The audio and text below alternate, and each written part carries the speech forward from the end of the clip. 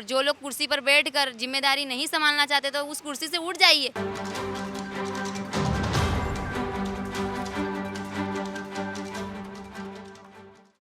हमें तकलीफ है तभी तो मैम आ रहे हैं, और इसके दूरगामी बहुत सारे दूरगामी ऐसे निषेधक परिणाम होने वाले हैं जिसके लिए सरकार ही जवाबदार होगी। બેન શું કહેશો તમે કે જે રીતે આખું તમે લોકો કેટલી તકલીફ પડે છે કારણ કે અત્યારે નોકરી નથી અને જ્ઞાન સહાયક તમે પોતે ભણેલા છો આટલું તમે ભણવા પાછળ ઇન્વેસ્ટ કરેલું છે ઘરમાં કેટલી તકલીફ થઈ રહી છે? मैम बहुत ज़्यादा तकलीफ है तभी तो मैदान में आ रहे हैं, नहीं तो हम भी 21,000 लेकर बैठ जाते। अगर हमारे पास इतनी आर्थिक उपलब्धता होती तो हम क्यों मैदान में आते सबके सामने। એ દાદા અમારી આ અરજ આપ સાંભળો, કારણ કે સરકાર અમારી અરજ સાંભળતી નથી। हमें तकलीफ है तभी तो मैम आ रहे हैं, और इसके दूरगामी बहुत सारे दूरगामी ऐसे निषेधक परिणाम होने वाले हैं जिसके लिए सरकार ही जवाबदार होगी। सरकार कॉन्ट्रैक्ट प्रथा ला रही है, इसका मतलब ये है कि आने वाले वर्षों में गवर्नमेंट स्कूलें बचेंगी ही नहीं। यदि वो हमें कायमी रखते हैं तो स्कूल भी कायमी ही रहेगी। यदि वो हमें अस्थायी करना चाहते हैं तो इसका मतलब सीधा सीधा यही है कि वो गवर्नमेंट स्कूल को भी आने वाले भविष्य में बंद कर देंगे। वो मतलब इसका कोई परिणाम। अच्छा, आप ही थे जिसको घसीटते हुए वहाँ से ले गए थे? जी मैं ही थी। शायद उनको मेरे चरण वंदन करने होंगे इसलिए उन्होंने मेरे पैर छुए थे। मुझे कोई आपत्ति नहीं है, पुलिसकर्मी भी हमारे सहायक ही हैं, सुरक्षाकर्मी उनसे उतना ही प्रेम है चाहे वो हमें कितना भी घसीटे। शिक्षक दिन पर मैं आंदोलन में थी तो किसी विद्यार्थी ने मेरे चरण नहीं छुए तो कोई बात नहीं, पुलिसकर्मी मेरे चरण छू रहे थे तो मुझे कोई आपत्ति नहीं है इस बात पर। लेकिन जिस तरीके से कल पुलिस ने दमन किया है और जिस तरीके से आप लोगों को वहाँ से हटाया उसको लेकर क्या कहेंगे? क्योंकि लोकशाही में हर किसी को अधिकार होता है। आप तो पढ़ाते हैं, आप विद्यार्थियों को अपने हक के बारे में बताते हैं। जी मैम, इसलिए तो मैं लड़ने गई थी, मैंने इसलिए अपनी आवाज़ रखी है। वो मुझे घसीट कर लेके गए। इसके बारे में मैं ये कहना चाहती हूँ कि एक उदाहरण पेश होगा हमारे समाज के सामने कि जिसके विषय में आप ये कहते हैं बेटी बचाओ बेटी पढ़ाओ, तो ये एक उदाहरण ये जाएगा कि बेटी को मत ही पढ़ाइए। आप बेटी को किसान बनाइए, बेटी को रसोड़े में ही रखिए तो अच्छा रहेगा। क्योंकि अगर बेटी पढ़ लिख लेगी तो अपने अधिकार के विषय में जान जाएगी। अपने अधिकार यदि सरकार के सामने मांगने जाएगी तो इस तरीके से तानाशाही प्रदर्शन होगा। तानाशाही प्रदर्शन में लड़कियों के वस्त्र भी फाड़े जाएंगे। हमारे साथ ऐसे ही हुआ है मैम। मुझे जिस तरीके से घसीटा गया है, इस तरीके से घसीटा गया कि 2 कांस्टेबल जो भी मुझे घसीट रहे थे वो मेरे ऊपर खुद गिर गए थे। एक लड़का था वो भी मेरे ऊपर गिरा, मेरे ऊपर 3 लोग गिरे थे। पर भगवान की कृपा है कि मुझे कुछ नहीं हुआ। ये सिर्फ जो कहते हैं ना संकट हरने वाले को हनुमान कहते हैं, तो हनुमान जी की कृपा है मेरे ऊपर कि मुझे कुछ भी नहीं हुआ। जो हुआ उन्हीं लोगों को हुआ। पर एक बात है कि ये एक उदाहरण जा रहा है हमारे समाज के सामने। यदि हम इतना प्रदर्शन कर रहे हैं मैम, इतना प्रदर्शन करने के बावजूद भी सरकार सामने आकर यदि बात नहीं रख रही है तो आज देश की बेटियों के सामने एक उदाहरण ये पेश होगा कि मणिपुर में जो हुआ वो क्या हुआ होगा।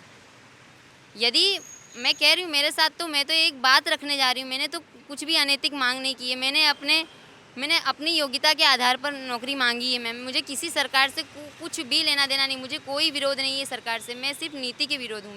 मैं किसी नेता के या किसी पार्टी के पक्ष में या विपक्ष में नहीं बोल रही हूँ। मैं एक ऐसी उम्मीदवार हूँ, मुझे किसी पार्टी से कोई लेना देना नहीं, ना मुझे राजनीति करनी है। पर मैं ये कहना चाहती हूँ यदि आप शिक्षण में राजनीति लाना चाहते हैं तो शिक्षक नहीं राजनीति पढ़ाइए, शिक्षक नहीं राजनीति सबको समझाइए। यदि आप शिक्षण में ही राजनीति लाना चाहते हैं तो हम भी राजनीति में समझ जा रहे हैं। हम आपकी राजनीति हमें समझ में आ रही है। हमें विवश मत कीजिए कि हम राजनीति के मुद्दों को उठाएं। हम महाराष्ट्र के मुद्दों को उठाएं, हम राजस्थान के मुद्दों को उठाएं, या हम जो आप उत्तर प्रदेश में शिक्षकों के साथ कर रहे हैं, बिहार में शिक्षकों के साथ कर रहे हैं, मध्य प्रदेश में आपने शिक्षकों के साथ जो किया, हम उन मुद्दों पर बात नहीं करना चाहते। हमारी कर्म भूमि गुजरात है। हमने यहाँ पर पढ़ाई की, हमारी कर्म भूमि, हमारी धर्म भूमि, हमारा सब कुछ गुजरात है। हम गुजरात में नौकरी पाना चाहते हैं। हमने उतनी योग्यता हासिल की, उसके बाद हम मांग रहे हैं मैम। हमारा कोई भी इसमें विरोध सरकार से नहीं, नीति से है मैम।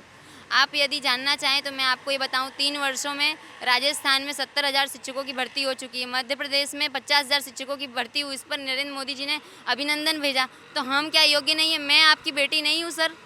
मैं ये कहना चाहती हूँ सर, मैं भी तो आपकी बेटी हूँ। मैंने आपको ट्वीट किया कि सर आप गुजरात पे भी तो नज़र डालिए, पड़ोसी राज्य है, वो तो आपका घर है। आपने तो कहा था कि एक चिट्ठी लिखना मैं चला आऊँगा। हमने तो लाख चिट्ठियाँ भेजी, आपने एक भी नहीं पढ़ी लगता है। हमें तो बहुत दुख है सर कि हम तो आपको अपना सब कुछ मानते थे। हमने आपका ही मुख देखकर हमने आपको वोट दिया।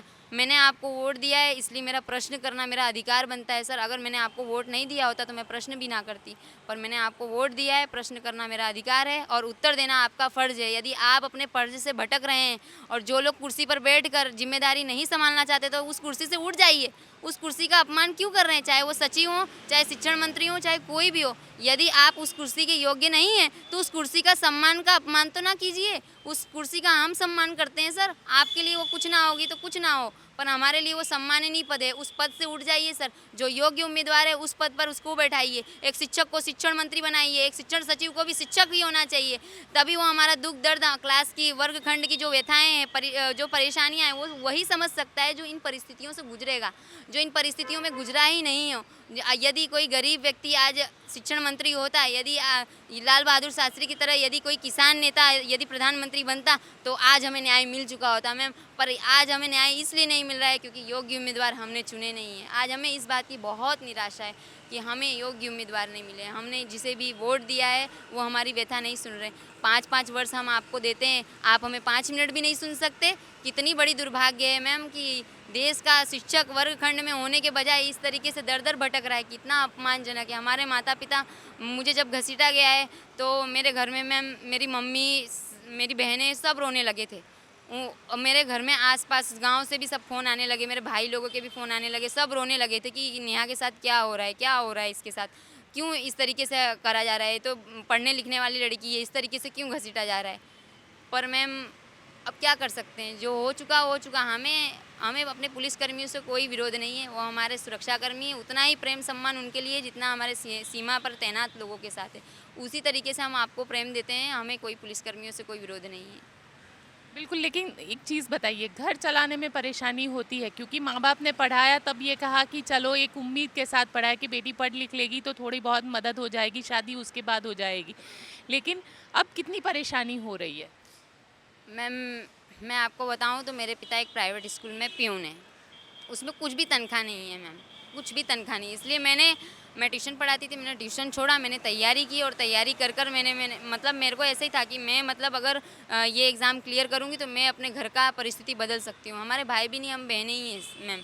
अगर मैं कमाती हूँ तो कल को इन फ्यूचर मेरे मतलब माता पिता की तबीयत ख़राब होती है या कुछ भी होता है तो मैं संभाल सकती हूँ। मुझे अपने पति से भी पैसे मांगने नहीं पड़ेंगे, किसी के सामने भीख नहीं मांगनी पड़ेगी। मैं अपने घर की सिचुएशन को खुद बदल सकती हूँ। आप सोचिए, मेरे पिता की उम्र इस प्रकार की है कि उन्हें आराम करना चाहिए, पर वो गेट पर खड़े रहते हैं। कितनी दुख की बात है। मेरे पास योग्यता होने के बावजूद भी मैं उन्हें कोई सुख नहीं दे सकती हूँ, कोई सुविधा नहीं दे सकती हूँ। उन्होंने मुझे पढ़ाया लिखाया, 6 वर्ष तक मैंने धीरज रखा। मैंने 6 वर्ष तक अपने माता पिता को रोक कर रखा कि मुझे अभी शादी नहीं करनी है पापा, मेरे पास वो योग्यता है और मैंने शिक्षण लाइन में अपना तन मन धन सब कुछ लगाया है, तो मैं एक शिक्षक बनकर दिखाऊंगी। और शिक्षक बनना मतलब मैम मेरा मतलब आत्मा है। मैं इस फील्ड से कहीं हटना नहीं चाहती थी, नहीं तो मैं 6 वर्षों में किसी और फील्ड में मैंने मेहनत की होती या इंतज़ार किया होता तो शायद मैं वहाँ कामयाब होती। मैं एक एनसीसी कैडेट भी हूँ, मुझे अनुशासन से लेकर हर चीज़ की तालीम दी गई है, मुझे सब कुछ आता है। ऐसा कुछ नहीं है कि मैं किसी अन्य लाइन में नहीं जा सकती, पर शिक्षक बनना ये मेरी आत्मा की आवाज़ है। मैं इस लाइन से कहीं और भटकना नहीं चाहती हूँ। मैं सरकार को एक बात कहना चाहती हूँ, सर आप आज हमें दबा देंगे, मैं मानती हूँ आज आप हमें दबा देंगे, हमारी आवाज़ को दबा देंगे। आज हम हैं, कल हम ना होंगे, पर एक एक चाणक्य मतलब कि हम जितने भी पास उम्मीदवार हैं, हम हज़ारों की संख्या में चंद्रगुप्त तैयार करेंगे सर। हम रहें ना रहें, हमारी कहानी जरूर रहेगी, इतिहास में हम दर्ज हैं और भविष्य भी हमारा ही होगा।